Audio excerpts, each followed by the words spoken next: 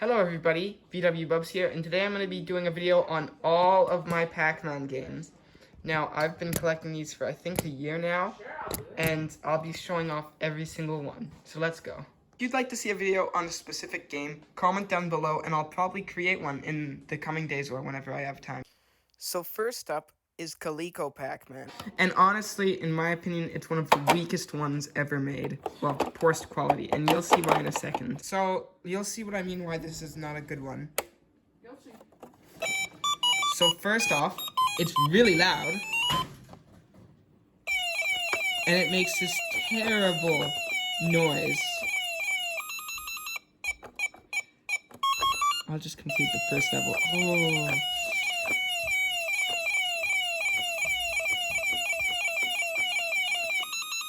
This one would have really annoyed parents, so I'm kind of disappointed it's the most popular one.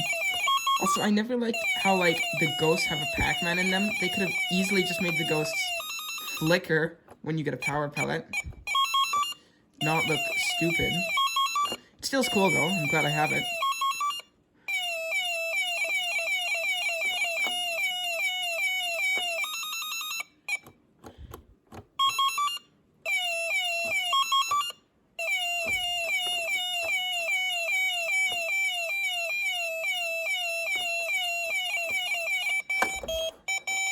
Well, the second most common one ever made is miles and miles better, and you'll see why.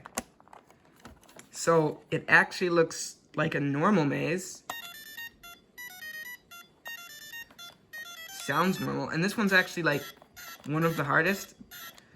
I'll show a picture of the highest score I've ever gotten on this one.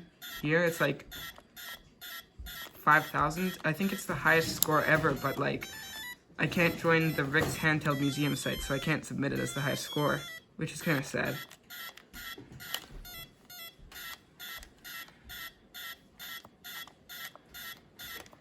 And yes, I played it on the hardest mode. I'm not doing that now because I don't want to.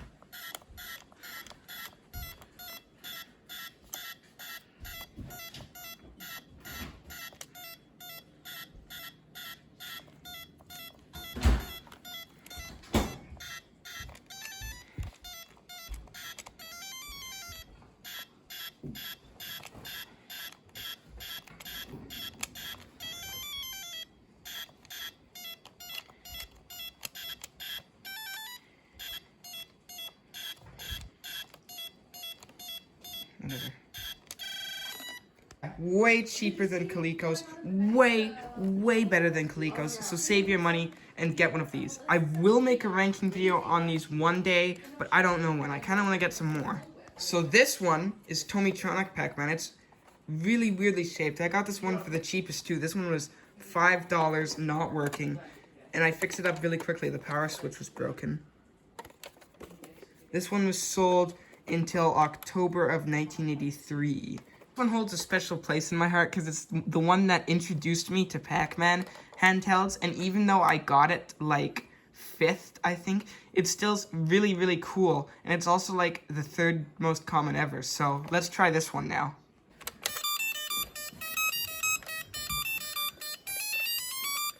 Now, what makes this so interesting is it's a very unique interpretation of Pac-Man.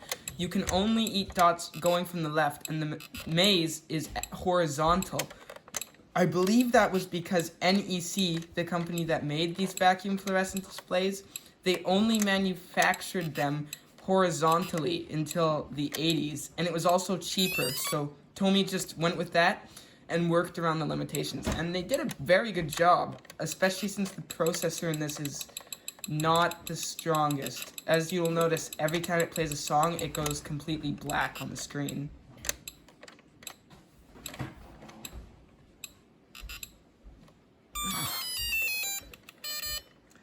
Yeah, for some reason I got really bad at this one when I used to be really good. I got 999 points on it one time. Emulation.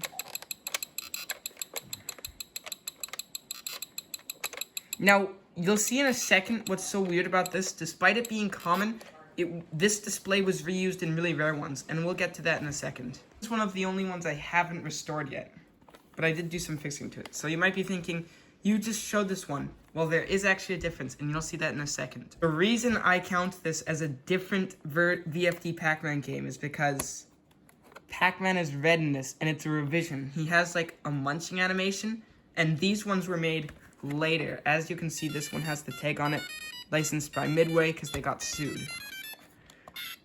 See that? Look, it actually looks like he's munching the dot now. And I don't know, this one, like, it feels way better. Like, I can actually move around with it way easier. So this one's like a revision of the original NTEX Pac-Man 2.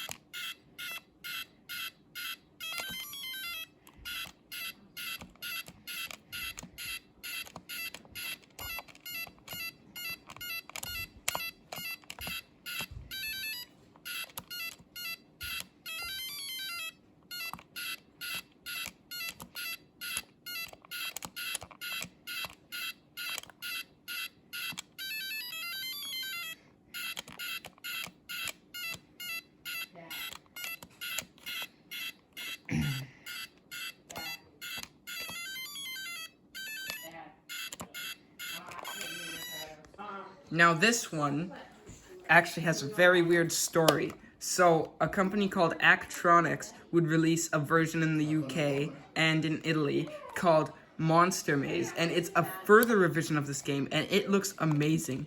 I really, really want one, and its sister, Hungry Pack 3. And I've seen quite a few show up, actually. I've put a bid on about 5 now, but I lost every single one. And anyone who had one and they were cheap, they didn't want to ship it here. So that is really quite unfortunate. If anyone knows where to get one, then tell me. So before I show this one, let's see if anyone can guess. I'll give you a couple of seconds.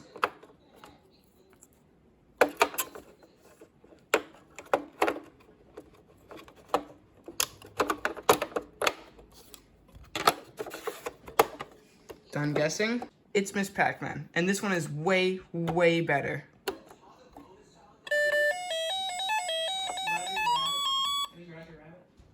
This one's actually a lot easier. I really need to restore this one. I haven't yet, and the joystick doesn't work that well. Surprisingly, this is one of the only Miss Pac-Man games from the 80s ever made. The only other one was from Tiger, and it's a really cool heart shape. I tried getting one once as well, but they wouldn't ship again. Like, can you guys on eBay just please ship stuff? That would make life so much easier.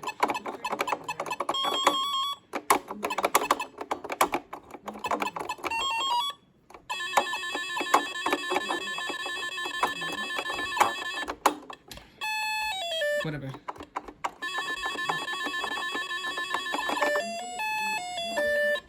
Now this is one of my personal favorites, Tandy Hungry Monster, and this one actually has spent its entire life in Canada. This one was one of my favorites, but you'll see why it isn't anymore. And I'll actually play the level 2 just so you can see.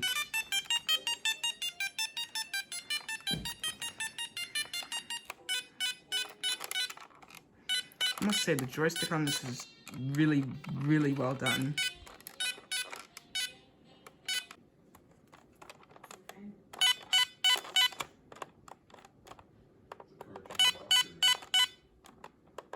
Well, don't spoil it.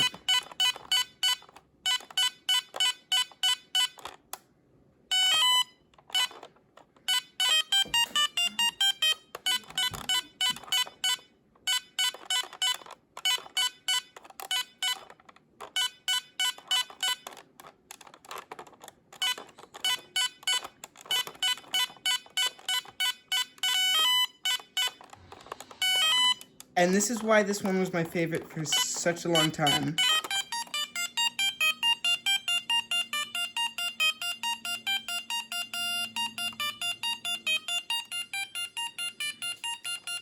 I don't know why no one else did that. Like, that adds a lot to it, and it's just a simple cutscene. Also, if you go in the warp tunnel and push up, you can stay there forever and the ghost will never get you. Look, they never go in, I don't know why. Moving on. So this one right here is why Tandy Hungry Monster was dethroned for me. Gacken's Puck Monster is literally the best one in my entire collection. It plays really, really well, and the quality is outstanding on it. This is the only one I have that wasn't sold in America, although it was sold in Canada. And it's also the absolute rarest of rare. I already made a video on this one. It's amazing. So enough chit chat, let's get to it.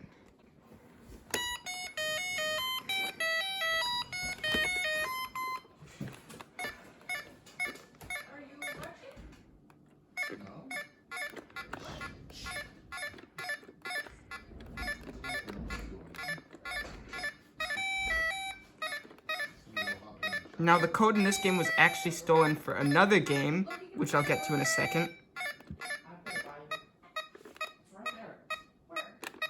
Oh, that's kind of stupid. Why'd I do that?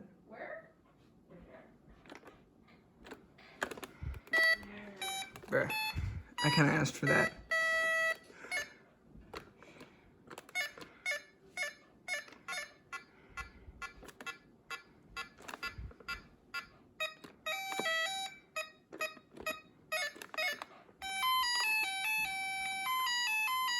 And here's another cool thing. The maze changes almost every level, which gives it another unique challenge.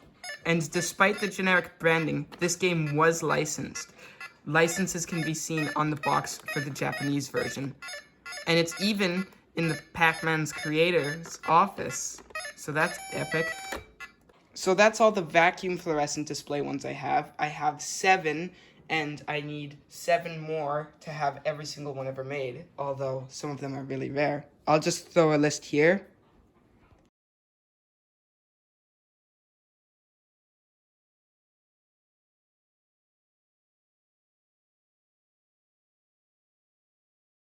But yeah, moving on to the LCD ones.